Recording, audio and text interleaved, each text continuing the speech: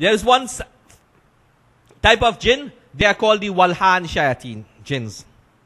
They only stay in the wuzukana. They only remain in the wuzukana.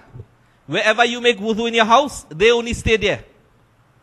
They do not move from that place. They are only at the wuzukana. Go and make wuzu, they're waiting there. What is their duty? Their duty is to put shak and doubt in your wuzu, that after you perform wuzu and you come in the masjid, did I make masa? I wipe my head or not? I wipe my feet or not? Isn't it so? It comes to us. He puts that waswasa in our minds. We have fallen victim to the walhan shayateen. There is one group of non-Muslim jinns. They are called the khanzak shayateen. You come in salah, they are with you all about. They are not with you. The time they hear you say Allahu Akbar, they reach inside of you. Inna shaytana yajri min al-insani ka majri dam. Just like the blood flows in the body, they are flowing inside of you. They cause you to forget. Many of times, did you read namaz, and when you finish your namaz, could you remember what surah you read? You can't even remember what surah you read. Why? Khanzak shayateen. You went down in ruku, you come up from ruku. When you came up from ruku, you cannot even remember if you say Subhana Rabbiyal Azim. The khanzak shayateen. They are there waiting for you in salah.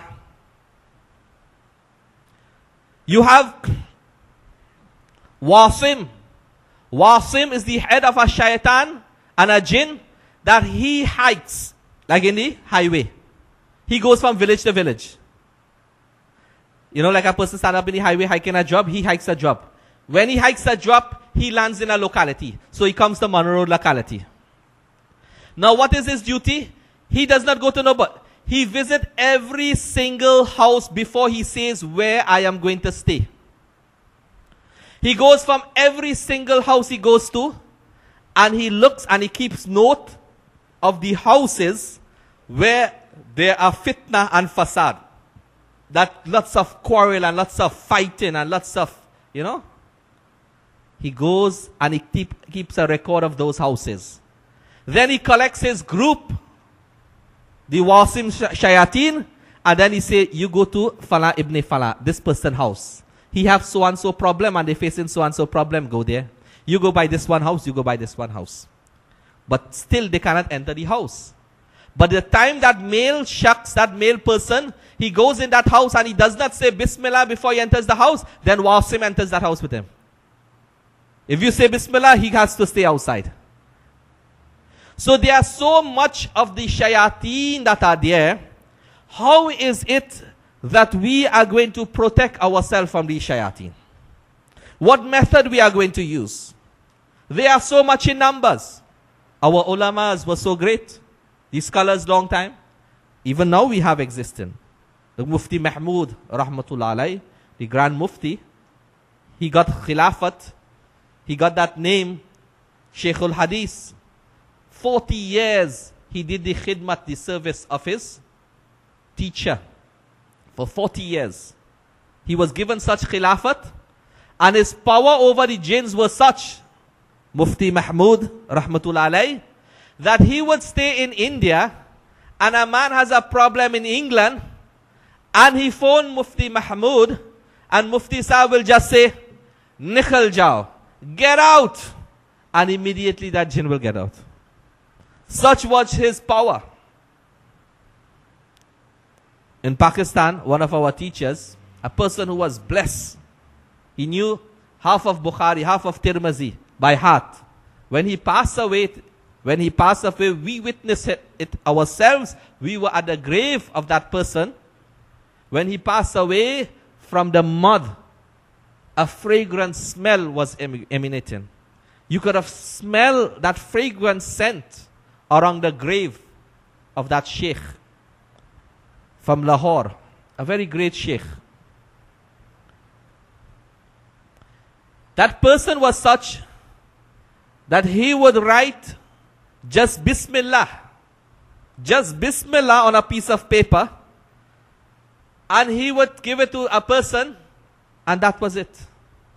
Before that paper enters the house, the jinn left. Such were their powers. Their connection with Allah subhanahu wa ta'ala. How is it we are going to protect ourselves from these jinns? It is very important, my dear brothers. It is very important. Because we are faced with three problems.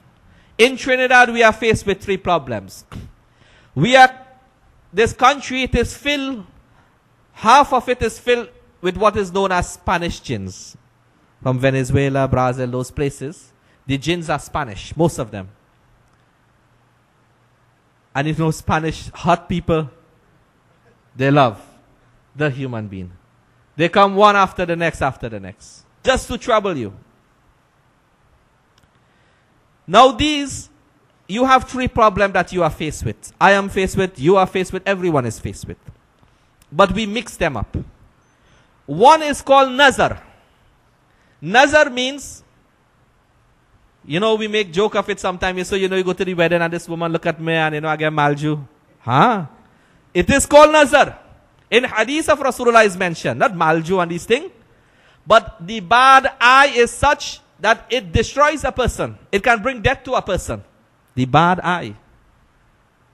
You don't pinch for that. I don't know, we start to pinch and we start to, you know, all different things we use. Bidda.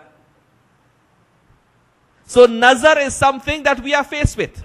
A person has a problem of nazar. He goes to the doctors. The doctors doesn't have the cure for it. And what happened? They think he has a jinn. But it is not jinn. It is what? Nazar. Bad eye. Then you have the problem of a jinn. A jinn comes and he comes inside of you and he possesses you. And you will recognize this. Many of this you have seen, I'm sure. A person is behaving unusual. He is talking unusual.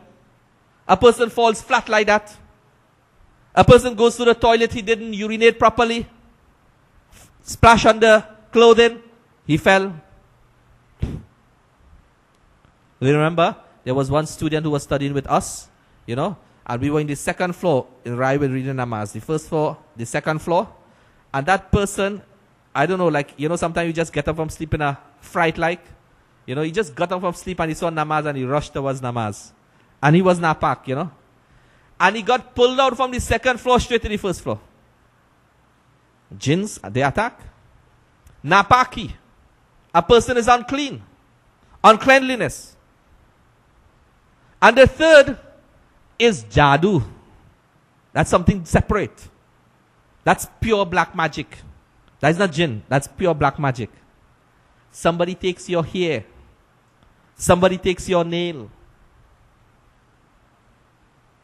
The people, if you study the scriptures, the Bahia, the Qati, the Zana, all the different scriptures of the religion of Hinduism, the Baptists, they use the jadoo medium. This is why it is mentioned that if your nail, the Prophet ﷺ said, your hair, when you cut your hair, bury your hair. When you cut your nails, bury your nails. The effect of the hair and nails, the most delicate part of the entire body is the hair. If a person gets your hair, they